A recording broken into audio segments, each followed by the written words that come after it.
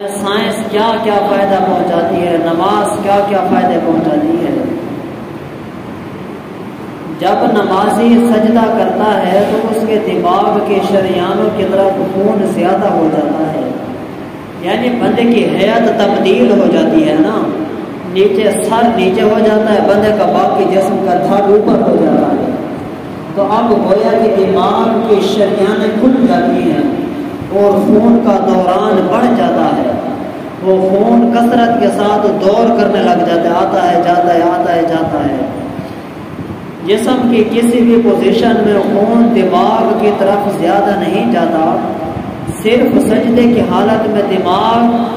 دماغی اعصاب آنکھوں اور سر کے دیگر حصوں کی طرف خون متوازن ہو جاتا ہے، جس کی وجہ سے دماغ اور نگاہ بہت تیز ہو جاتی ہے، جو سائنس کہتی ہے۔ حالانکہ سائنس اس لیے تحقیقات نہیں کرتی کہ یہ خدا تعالیٰ کا حکم ہے، سائنس محققین جو ہیں وہ تحقیق کس وجہ سے نہیں کرتے، وہ تو ہوتے اکثر غیر مسلم ہیں، مگر وہ غیر مسلم ہو کر بھی سجدے کے فوائد بیان کر رہے ہیں۔ انگریز، کافر، یہودی، عیسائی تحریجہ ہو کر بھی وہ ہمارے نماز کے ارکان کے فوائد بیان کر رہے ہیں۔ پھر وہ کہتے ہیں کہ جب بندے کا دورانیہ تبدیل ہوتا ہے، خون کی شریان جب کھلنے لگتی ہیں تو اس وقت بندے کی آنکھوں کی نظر تیز ہوتی ہے، بندے کے دانتوں کو خون کی جو کمی ہوتی ہے وہ خون کی کمی پوری ہو جاتی ہے۔ آپ دیکھتے ہیں کہ جو بندہ ہمیشہ نماز ادا کرتا رہتا ہے اس کے دانت بھی اتنے جلدی خراب نہیں ہوتے، اس کے دانتوں کو کیڑا بھی نہیں لگتا، اس کے دانتوں کا خون خراب بھی نہیں ہوتا، اس کے دانتوں میں اس طرح کے کوئی خلیجات بھی قائم نہیں ہوتے۔ کیوں؟ سجدہ کرنے کی برکت سے جو نماز ادا کرتا ہے آخری عمر تک اس کے دانت برقرار رہتے ہیں۔ اس کے ساتھ پھر وہ خون یہ کانوں کے پردوں تک بھی جاتا ہے، سر کے دماغ کے رگوں تک یہ خون جاتا ہے، بھیجے تک مغز تک یہ خون آتا ہے۔ اس کے ساتھ ساتھ پھر وہ یہ کہتے ہیں کہ انسان کے بال بھی اتنا جلدی سفید نہیں ہوتے، انسان کے بالوں کو قوت ملتی ہے، خون ملتا ہے، یہ خون کی غذائیت انسان کے بالوں تک بھی پہنچتی ہے، پھر انسان کے بال بھی نہیں جھڑتے، بالوں کو قوت ملتی ہے۔ جب بال کمزور ہونے لگتے ہیں تو پھر بال گرنا شروع ہو جاتے ہیں، یہ بال پھر گرنا شروع ہو جاتے ہیں یا پھر سفید ہونا شروع ہو جاتے ہیں میلانن کی کمی کی وجہ سے۔ جب ہم نماز ادا کرتے ہیں تو یہ نماز ادا کرنے کی برکت سے، پھر سر کا مسح کرنے کی برکت سے، پھر سر کے اوپر امامہ یا کپڑا یا ٹوپی باندھنے کی برکت سے سر محفوظ ہو جاتا ہے، اور پھر سر وہ گندگی سے، مٹی سے، آلودگی سے محفوظ ہو جاتا ہے، دھوپ سے محفوظ ہو جاتا ہے۔ جب یہ سر محفوظ ہو جاتا ہے تو پھر سر کے بال جھڑتے نہیں ہیں، سر کے بال سفید نہیں ہوتے، کیونکہ جن جن چیزوں کی سر کے بالوں کو یا دماغ کو، رگوں کو، سر کے چمڑے کو جو جو ضرورت ہوتی ہے اس کی ضرورت پوری ہو جاتی ہے۔ وہ پوری تب ہوتی ہے کہ جب ہم سر سجدے میں رکھتے ہیں، سر سجدے میں رکھنے کی برکت سے انسان کا سر بھی متوازن رہتا ہے۔ اس کے علاوہ پھر فرمایا کہ انسان کے چہرے پر بھی بڑی خوبصورت رونق پیدا ہو جاتی ہے جو نماز ادا کرتا ہے۔ آپ دیکھتے ہیں کہ کچھ لوگ نماز پڑھنے والے ہوتے ہیں اور کچھ لوگ بے نمازی ہوتے ہیں، اگر آپ تھوڑا سا توجہ کر کے غور کر کے دیکھو تو جو نماز پڑھنے والا شخص ہوگا لازماً اس کے چہرے پہ نور ہوگا۔ آقا علیہ الصلوۃ والسلام ارشاد فرماتے ہیں، مسلم شریف کی حدیث پاک ہے، الصلاۃ نور، نماز نور ہے۔ پھر جب نماز نور ہے تو اس نور کی تحقیق آقا علیہ الصلوۃ والسلام نے 1400 سال پہلے فرمایا تھا، نماز نور ہے، اور آج سائنس تحقیقات کر کے آج اس درجے تک پہنچی ہے کہ کہتی ہے کہ نماز ادا کرنے سے اور سجدہ کرنے سے چہرہ خوبصورت ہو جاتا ہے۔ سائنس آج یہ کہتی ہے، میں اس کو تفصیل سے بیان کرتا ہوں، مگر اس سے پہلے ایک اور حدیث پاک ہے۔ آقا علیہ السلام نے ارشاد فرمایا کہ جو شخص رات کی تاریکی میں تہجد کی نماز ادا کرتا ہے تو دن کے اجالے میں اس کا چہرہ روشن ہو جاتا ہے، تو اس کا چہرہ چمک اٹھتا ہے، دن کی تاریخ، دن کی روشنی میں اس کا چہرہ چمکتا ہے، کیونکہ وہ رات کی تاریکی میں رب تعالیٰ کے بارگاہ میں اپنے سر پر سجود کرتا ہے، رب تعالیٰ کے حضور جھکتا ہے، رب کے حضور جھکنے کی برکت سے اس کا چہرہ منور ہو جاتا ہے، روشن ہو جاتا ہے۔ ایک بہت بڑے انجینئر کہتے ہیں نمازی آدمی کے چہرے پر تازگی رہتی ہے، کیونکہ نماز اور سجدے کی وجہ سے اس کی تمام شریانوں میں خون بہتا رہتا ہے، خون رشتہ رہتا ہے، چلتا رہتا ہے، کیونکہ سر سجدے میں رکھتا ہے، پھر اٹھاتا ہے، پھر سر سجدے میں رکھتا ہے، پھر اٹھاتا ہے، پھر سر سجدے میں رکھتا ہے۔ اس طرح اس کی خون کی شریانیں، رگیں، نالیاں کھل جاتی ہیں، جس کی وجہ سے اس کا چہرہ تر و تازہ نظر آتا ہے۔ پھر فرمایا کہ جو نماز نہیں پڑھتا اس کے چہرے پر افسردگی سی پھیلی رہتی ہے، اس لیے کہ حدیث پاک میں ہے کہ جو نماز پڑھتا ہے اس کے چہرے پر صالحین کا نور ہوتا ہے، اللہ تعالیٰ کے نیک برگزیدہ بندوں کا نور ہوتا ہے۔ مطلب یہ ہے کہ جو نیکوکار لوگ ہوتے ہیں وہ تو نیکوکار ہوتے ہیں، وہ رب تعالیٰ کے قرب میں ہوتے ہیں، خدا تعالیٰ کی خاص بندگی میں ہوتے ہیں۔ جب خدا تعالیٰ کے خاص بندگی میں ہوتے ہیں تو اس کی برکت سے اللہ تعالیٰ ان کے اوپر اپنا خاص نور نازل فرماتا ہے۔ پھر جو ان کے اوپر جو نور نازل ہوتا ہے، پھر اس نور کا فیض ہم گناہگاروں تک بھی پہنچتا ہے، ہم گناہگاروں تک بھی، ان نیکوکاروں کا نور اور فیض ہم تک بھی پہنچتا ہے۔ پھر فرماتے ہیں کہ میری ملاقات ایک امریکی ڈاکٹر سے ہوئی، وہ کہنے لگا کہ یقین جانیں عورتوں کو اگر پتہ چل جائے کہ نماز میں لمبے سجدے کی برکت سے، لمبا سجدے کرنے کی وجہ سے چہرہ خوبصورت ہو جاتا ہے اور نور ہو جاتا ہے اور چہرہ چمک اٹھتا ہے، تو وہ سجدے سے عورتیں سر ہی نہ اٹھائیں۔ اگر عورتوں کو معلوم ہو جائے کہ سر سجدے میں رکھنے سے کتنا چہرہ حسین ہوتا ہے،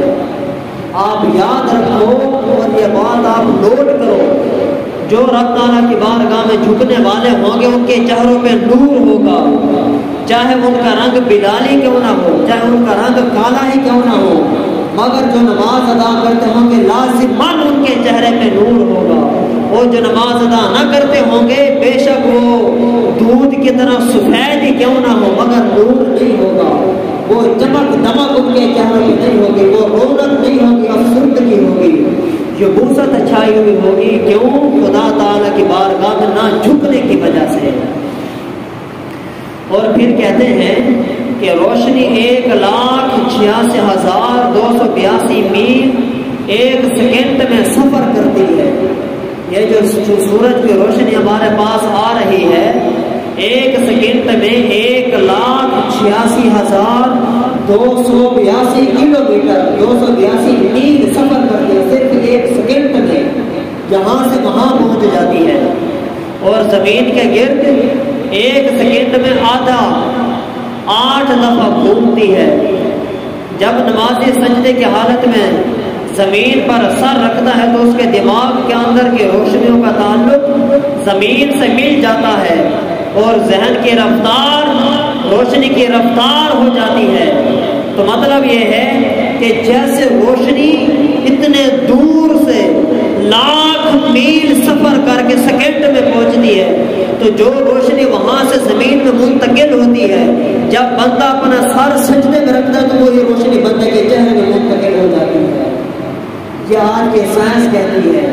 وہاں سے روشنی زمین میں آتی ہے، پھر جب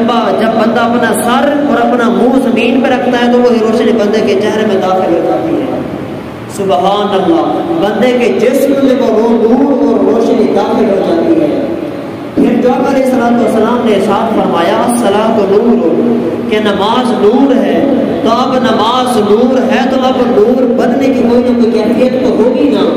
کوئی نہ کوئی طریقہ کار تو ہوگا کہ نماز نور کیسے بنتی ہے۔ نماز نور کیسے بنتی ہے؟ یہ آقا علیہ السلام نے فرما دیا کہ نماز نور ہے،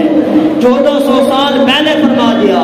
اور سائنس آج تحقیقات کر کر کر کر کر کے اس بات تک پہنچ چکی ہے، اور آقا علیہ السلام کے فرمان کی تصدیق کر چکی ہے کہ نماز حقیقتاً نور ہے، کہ وہاں سے روشنی زمین میں آتی ہے اور بندے کے جسم میں منتقل ہوتی ہے، یہ ایک واسطہ ہوتا ہے۔ ظاہری بات ہے کوئی چیز براہ راست تو منتقل نہیں ہو جاتی، اگر ہو جائے تو وہ خدا تعالیٰ کی قدرت ہے، اگر نہ ہو تو پھر وہ خدا تعالیٰ کی رحمت ہوتی ہے۔ رب تعالیٰ ہمیں براہ راست پانی دے سکتا ہے، وہ قادر مطلق ہے، براہ راست ہر ایک کے منہ میں پانی ڈالے، مگر ہر ایک کے منہ میں پانی نہیں ڈالتا، بلکہ اپنی رحمت سے، واسطے سے، وسیلے سے ہم پانی پیتے ہیں۔ کیونکہ اگر وہ پانی ڈالے گا تو ہمیں اگر ٹھنڈے کی ضرورت ہے تو پھر وہ ٹھنڈا نہیں ہوگا، ہو سکتا ہے کہ گرم ہو، اگر ہمیں گرم کی ضرورت ہے تو ہو سکتا ہے وہ پانی ٹھنڈا ہو۔ تو جیسا پانی کی ضرورت ہوتی ہے ایک واسطے سے، وسیلے سے، رب تعالیٰ کی رحمت سے ہم پانی پیتے ہیں اور پانی کو استعمال کرتے ہیں۔ تو اسی طرح جو نور خدا تعالیٰ کی طرف سے نازل ہوتا ہے، اترتا ہے، وہ بھی ایک واسطے سے، وسیلے سے، کسی نہ کسی طریقے سے ہمارے اندر منتقل ہوتا ہے۔